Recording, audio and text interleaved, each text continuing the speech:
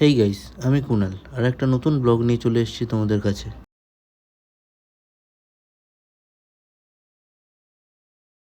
ঘুম থেকে উঠে আগে ব্রাশটা সেরে নিয়ে দেখি মা ওদিকে রান্না খুব চাপিয়ে দিয়েছে। আমিও এর ফাঁকে স্নান করতে বেরিয়ে যাই।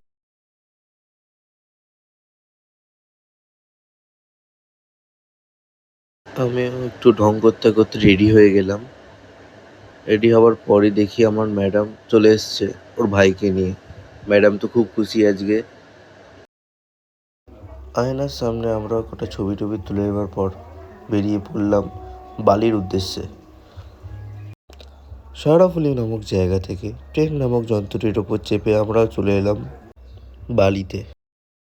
এই ছোট্ট গোয়া থেকে বেরিয়ে আমিও বালি খুঁজতে লেগে গেলাম। বালিতে এসে বালি না পাওয়ায় আমি বালি হল্টের উদ্দেশ্যে রওনা দিলাম। হল্টের কাছে এসে দেখি যমরাজ এখানে নরকের সিঁড়ি খুলে দিয়েছে।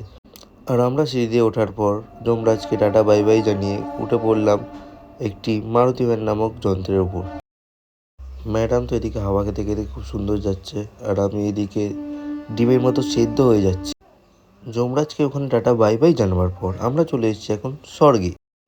আর স্বর্গে এসেছি মাকে পুজো দেবো না তা কখনো হয়? তো এতক্ষণে তোমরা বুঝতেই পেরে গেছো আমরা দক্ষিণেশ্বরে এসেছি আর ম্যাডাম এখানে খুব খুশি, কারণ তোমরা একটু পরেই জানতে পারবে। চলো আবার তোমাদের সাথে দেখা হচ্ছে পুজো দেওয়ার পর, কারণ ভেতরে তো ফোন নিয়ে ঢুকতে দেবে না।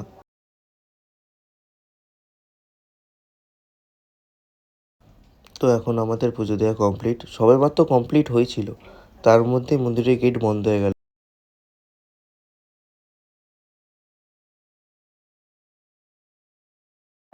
এই পুকুরের সামনে দাঁড়িয়ে কিছু ছবি তোলার পর আমরাও বেরিয়ে পড়লাম আদ্যাপীঠের উদ্দেশ্যে। আদ্যাপীঠে গিয়ে কী হলো সেটা জানতে পারবে তোমরা পার্ট 2-তে। চলো টাটা, এখন পার্ট 2-তে দেখা হচ্ছে।